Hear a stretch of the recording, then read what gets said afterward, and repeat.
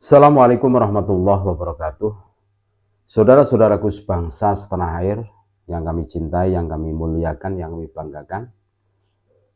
Kami ucapkan terima kasih banyak atas kesetiaan saudaraku semua. Dan doa kami selalu terlimpah buat saudaraku semua. Semoga kesehatan, keselamatan, keberhasilan, kesuksesan, keberkahan, rezeki yang berlimpah ruah, halalan thayyiban selalu terlimpah buat kita semua. Berjumpa kembali dengan kami channel Bejo Dunyo Akhirat. Sak bejo-bejane wong kang lali isih luwih bejo wong kang eling lan waspada dan tetap NKRI harga mati. Kemarin kami sudah mengunggah podcast bersama KBN Nusantara tentang fenomena Gus Fakih Wirahadiningrat pada saat wawancara dengan Bu Atikoh ditinggal pergi dengan alasan sibuk ada acara yang lain. Berikut ini kami sajikan klarifikasi dari Gus Fakih Wirahadiningrat tentang kejadian itu. Ini menunjukkan bahwa Gus Fakih ini orang yang betul-betul legowo.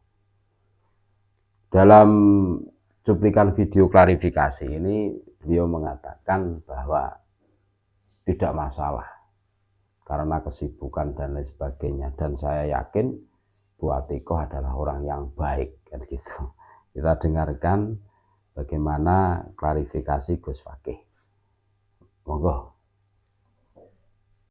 Mau tanya Gus, gimana kemarin kronologinya jenengan ketemu dengan Bu Atikoh terus kok ditinggal pergi itu? Oh gitu. Ini baik, bismillahirrahmanirrahim. Assalamualaikum warahmatullahi wabarakatuh. Waalaikumsalam warahmatullahi wabarakatuh. Yang pertama, sebenarnya saya itu lama sekali tidak ngurusi politik, dan saya sebenarnya lama sekali alergi dengan urusan-urusan politik praktis. Cuma pertemuan di Banyuwangi kemarin adalah kalau orang Jawa itu bilang wis kadung. Apa ya? Kadung kita berkomitmen, walaupun saya tidak ada di Jakarta tapi saya berkomitmen ketika Gus Suat Pleret dengan keluarga Wali Songo merapat ke rumahnya Mas Ganjar Pranowo, Capres 03.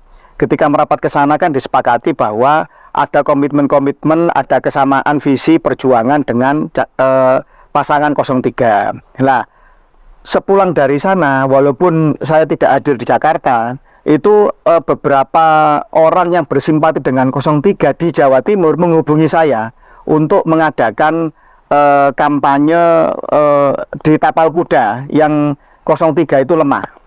Dan karena saya patuh dengan kesepakatan keluarga besar Wali Songo, ya saya iakan.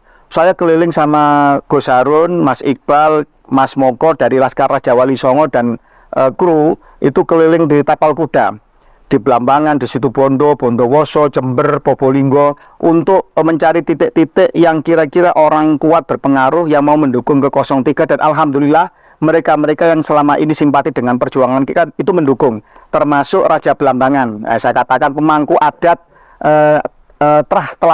Tawang Alun, yang itu adalah mantan ketua DPRD Banyuwangi 3 periode, juga ketua PKB dan lain-lain.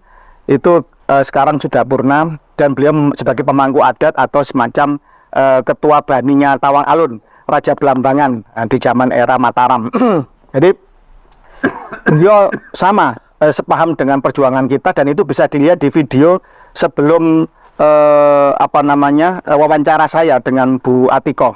Di situ dia dengan tegas mengatakan narasi jangan mengundang Habib dan menceritakan tentang kesejarahan Habib dan di Nusantara, termasuk masalah DNA dan lain macam itu. Ada, nanti bisa dilihat di video lain. Artinya sebelum kami itu di Pleret kemarin 4 sekawan, saya, Gus Suat, Kiai Imaduddin dan TB Nur Fadil meninjau ulang dukungan kepada 03 karena 03 ada narasi mau bermain-main dengan 01, itu sudah membuat jadwal. Sehingga mau nggak mau, saya kan tidak enak kalau saya tidak hadir. Sehingga saya hadir di acara tersebut di Padepokan Bumi Sroyo, miliknya yayasannya Trah dari Tawang Alun itu, pemangku adat Belambangan. Jadi itu. Nah, itu sudah tampak bahwa ketika turun dari bis, beliau Bu Atikoh itu sudah kayak apa ya, saya katakan salah tingkah mungkin ya, atau bingung. Beliau ramah sekali, oh baik, humble, ramah, banyak tersenyum kepada kita ya, dan sampai kemudian di podium itu kita masih saling melempar senyum dan saling beramah tamah, saling baik. Cuma kelihatan kalau istilahnya ada sesuatu yang beban, jadi begitu. Ketika kemudian Kanjeng Sinuwun Panembahan Bumi Sroyo, Haji Joni Subagio itu menyampaikan narasi, memberikan sambutan, termasuk juga ketegasan beliau untuk mendukung perjuangan Bani Wali Songo dan anti rasisme dari para habaib dan lain-lain.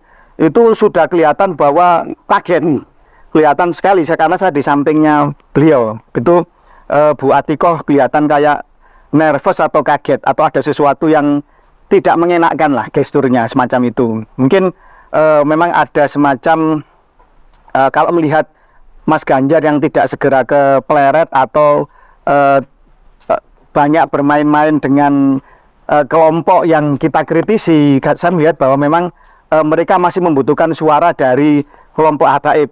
Nah, kita jujur saja, namanya politik boleh toh, siapapun untuk mencari suara, tetapi kalau sudah berkomitmen ya maka harus dijalani, kan begitu. Saya tanya kepada Kanjeng Joni Subagio, apakah saya ada kesempatan untuk bicara?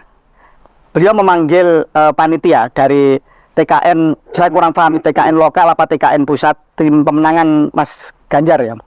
Ternyata tidak ada karena waktunya mepet. Nah, jadi berarti saya tidak dikasih kesempatan untuk menyampaikan sesuatu. Padahal saya di podium, nun sewu, dana dari kita yang mengupayakan, terus kemudian juga istilahnya bukan dari PDIP ya, dari simpatisan yang mendukung 03. Seperti itulah komitmen kami untuk memenangkan 03. Karena ya komitmen hati tadi itu yang dibangun oleh keluarga Wali Songo di Jakarta itu. Kemudian setelah itu, karena kemudian menyatakan tidak ada kesempatan saya untuk menyampaikan sesuatu, saya tanya kepada Bu Atikoh langsung waktu di podium, saksinya banyak, ada Mas Iqbal juga yang nyoting waktu itu ya. Saya tanya apakah ada tanya jawab, beliau mengatakan waktunya mepet. Ya sudah, saya pikir dari acara itu langsung berangkat kemana gitu, entah ke Lumajang atau ke kota lain. Ternyata masih mampir untuk sholat dan istirahat sebentar di rumah singgah di kompleks itu, kompleks Padepokan Bumi Sroyo situ. Di situ kemudian Bu Atikoh sholat atau apa di dalam kamar. Kemudian saya minta izin ke Haji Joni Subagio, pemangku adat Tawang Alun Belambangan. Apakah saya boleh mewawancara? Diizinkan. Sehingga saya tunggu di depan kamar. Dalam menunggu itu Mas Iqbal dari tim Laskar Raja Wali Songo mempersiapkan segala sesuatunya untuk direkam. Beliau keluar, saya tanya apakah diizinkan untuk merekam. Kami dari channel resmi Laskar Raja Wali Songo. Beliau mengizinkan. Sehingga saya berpindah tempat duduk, saya milih duduk di dengklek ya. Terus kemudian beliau saya kasih tempat duduk yang apa namanya? Yang empuk, agak apa, kursi panjang sofa. Dan wawancaranya juga bisa dilihat saya dengan sopan. Bahkan saya menyebut sangat berbahagia kita bisa mewawancarai calon ibu negara. Saya juga memakai jas garis-garis vertikal. Saya memakai baju apa, kemeja lengan apa panjang vertikal ala Ganjaris, ala tim pemenangan Ganjar, untuk mendukung, untuk menyesuaikan dengan menghormati acara semacam itu. Kemudian ada kode-kode dari tim sukses yang menghendaki agar itu segera dihentikan. Maka waktu kalau nggak salah di Jakarta, Mas Ganjar sempat mengatakan bahwa lawan terberat saya sebenarnya bukan orang lain, tapi orang-orang sekitar saya. Jadi begitu. Saya masih yakin Mas Ganjar sama Bu Atikoh ini orang baik sebenarnya. Tapi nanti wallahu alam ya, mungkin ada testimoni lain dari yang lain. Ini keyakinan saya seperti itu. Tetapi tidak bisa berkutik ketika sudah menunjuk tim sukses, dan tim sukses ini juga punya kewenangan untuk mengatur baik jadwal, atau kemudian tema atau bagaimana yang dianggap berbahaya, penting atau tidak. Jadi semacam itu. Sehingga seperti itulah kemudian Bu Atiko saya tanyai, kemudian tiba-tiba ya ada kode-kode dari tim sukses, sehingga kemudian seperti itu yang terjadi di rekaman itu. Walaupun kemudian akhirnya ditarik oleh Gus Fuad channelnya YouTube beliau. Tetapi dari situ bisa dilihat bahwa melihat seperti ini, itu kami merasa bahwa ini tidak bisa dilanjutkan lagi komitmen kesepahaman di dalam perjuangan ini dengan 03. Tetapi saya pribadi lebih suka untuk kita kembali ke garis netral saja. Kita menarik dukungan, kita netral. Ini mungkin saya pribadi ya, saya belum tahu dari saudara-saudara yang lain bagaimana keputusannya. Tetapi saya tetap mendoakan bahwa Bu Atiko bisa tetap menjadi ibu negara yang baik. Abraham Lincoln mengatakan bahwa jika engkau ingin menguji karakter seseorang, berilah dia kekuasaan. Ya mungkin karena beliau sekarang belum berkuasa, memperlakukan saya seperti itu, saya tidak ada masalah.